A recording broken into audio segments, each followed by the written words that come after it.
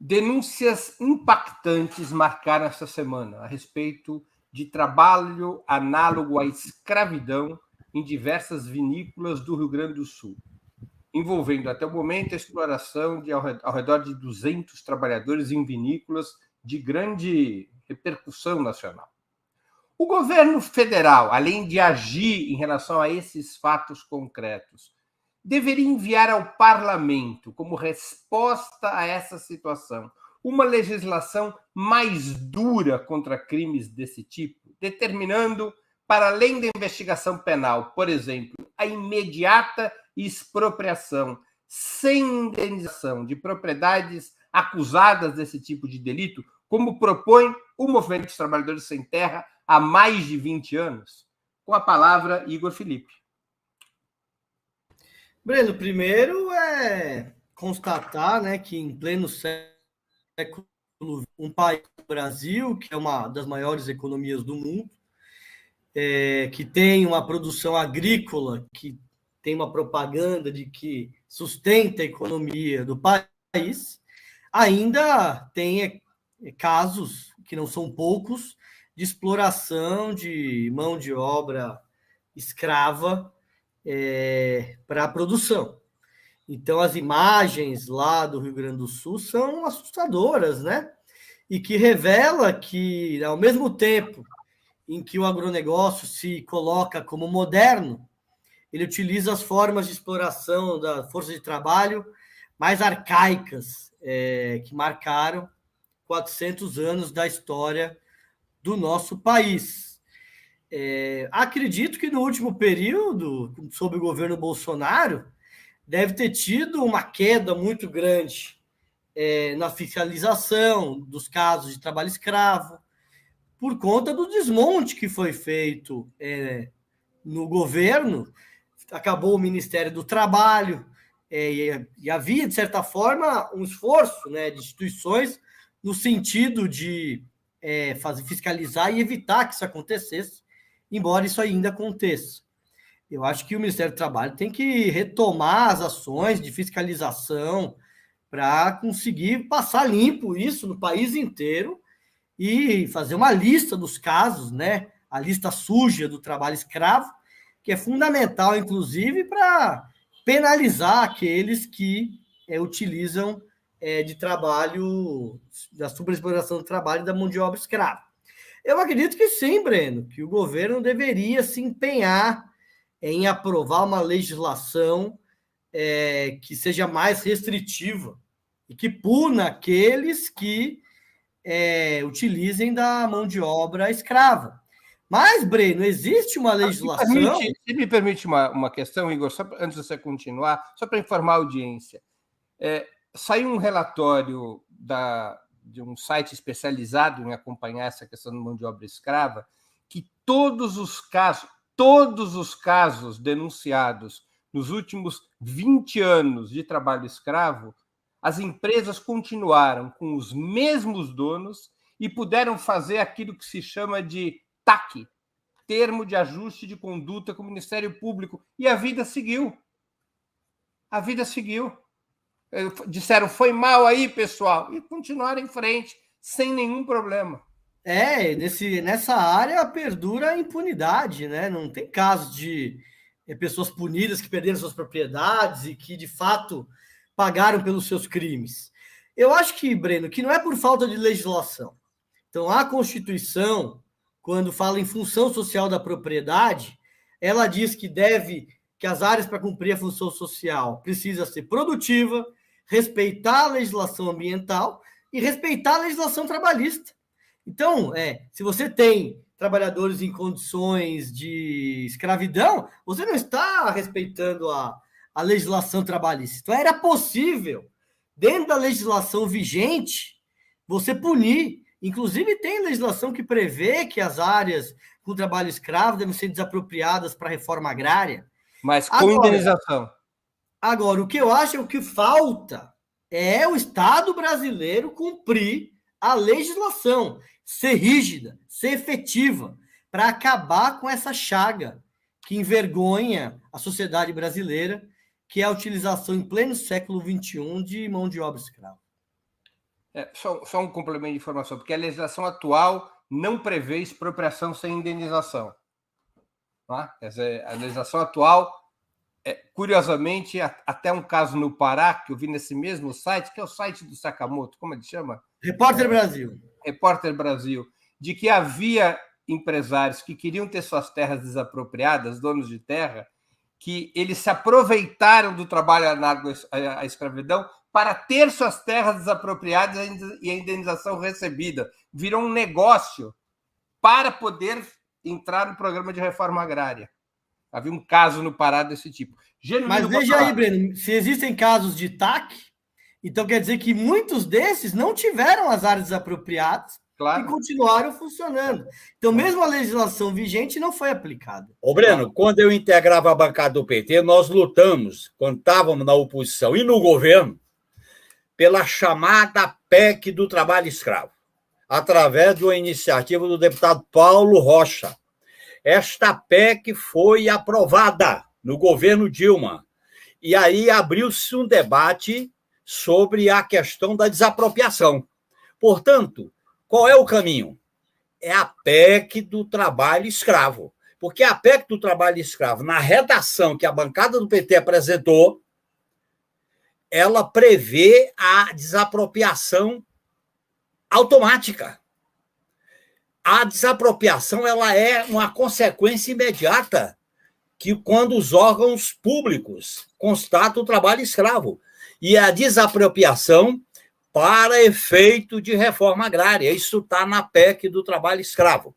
Essa PEC foi aprovada naquele período de 2014 e 2015, que começou a crise que deu no golpe. Essa pauta social ela foi engavetada, como foi engavetada a PEC da deputada Benedita sobre os direitos dos trabalhadores e trabalhadoras domésticas. Portanto, essa PEC está lá no Congresso Nacional. E eu acho que o caminho é a PEC do trabalho escravo, garantindo a desapropriação automática, sem precisar de regulamentação.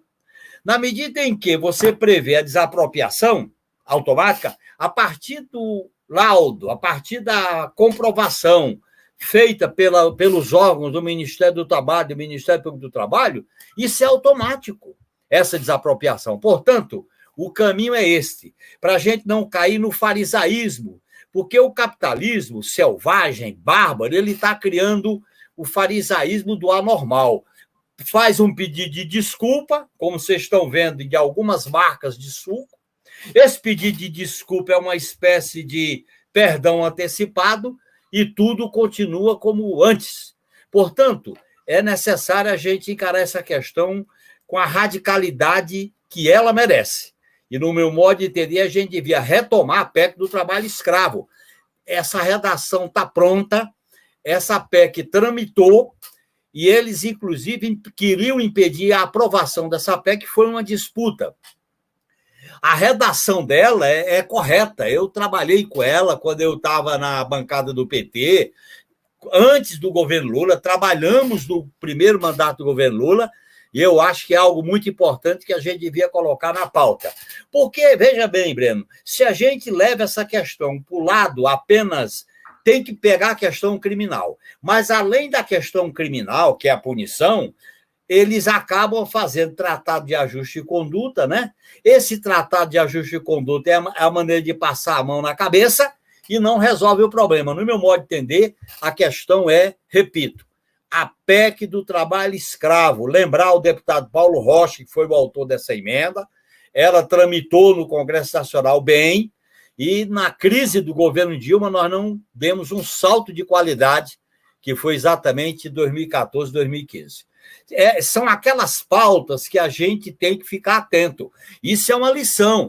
Nós estamos governando. Nós não podemos deixar para a margem certas pautas. Por exemplo, Lei de Segurança Nacional, nós deixamos à margem.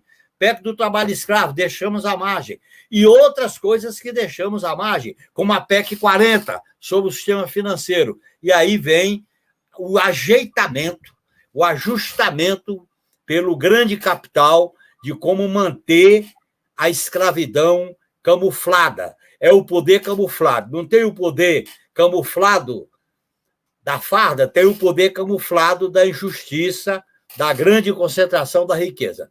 Nós temos que passar o país a limpo fazendo essa purgação. Vanessa Martina Silva com a palavra. Bom, primeiramente eu concordo com as duas visões. Bacana fazer a CPI, acho que seria... perdão, a CPI não. Fazer essa proposta que o Genuíno está colocando, importante. E também concordo com o Igor. A legislação existe e ela não é cumprida. E eu vou me focar nisso. Porque neste momento, então, nós temos um caso concreto que chocou o país, mas, segundo esse mesmo site, o Repórter Brasil, que é realmente referência nesse tema, até agora, desde 1995, foram mais de 60 mil pessoas resgatadas em condições análogas à escravidão. E todo ano nós temos situações como essa, às vezes não ganham tanta dimensão midiática, mas é isso, esse site está sempre produzindo e divulgando esse tipo de informação, e são empresas grandes, empresas com muito capital, que têm ações na bolsa e etc., que têm venda no exterior e que cometem esse tipo de, enfim, crime contra a humanidade. Agora, a lei existe. Por que ela não é cumprida? Esse é o ponto. Eu não acho que tenhamos que endurecer a legislação para resolver este problema, porque já existe um marco jurídico. O que nós podemos fazer é aperfeiçoar esse marco político, e nesse sentido de aperfeiçoamento, essa proposta, tal como você colocou, Breno, na sua questão, está ótima. Eu concordo absolutamente que não deveria ter, não deve ter indenização e que a propriedade deve ser expropriada. Agora, se, mesmo com uma lei que não é, digamos, tão, entre aspas, dura com relação a essas pessoas, a esses violadores, a esses criminosos, a legislação já não é cumprida, não há nada que nos garanta que endurecendo ela será. E aí, qual que é a questão que a gente tem? Nós temos apenas 2.091 auditores fiscais do trabalho. Isso é apenas 60% dos cargos que existem. Então, já tem aí uma falta, né, de profissionais atuantes nas vagas existentes, mas são só 3.600 no tamanho que é o Brasil para fazer a fiscalização. Então, esse é um gargalo. Isso precisa ser considerado e de forma urgente, precisa ser. E outra, várias denúncias de que esses auditores eles são absurdamente assediados durante esse trabalho, porque também é perigoso, existem os capangas nas fazendas, então é toda uma questão que se coloca aí para impedir a investigação. Dito isso, também é necessário uma mobilização popular, né? As pessoas se indignam na rede, escrevem tweets, mas cadê uma mobilização de fato que esteja fazendo pressão ao Congresso para que a bancada ruralista saia de cima de propostas que estão no Congresso para regulamentar aí a lei que já existe, as várias questões que estão aí tramitando no Congresso, outras que já foram até votadas, mas que estão aí paradas. E a bancada ruralista tem um poder imenso, nós sabemos, dentro do Congresso, e impede isso. Então, uma mobilização seria urgente e necessária, não só nas redes, né? Também nas ruas.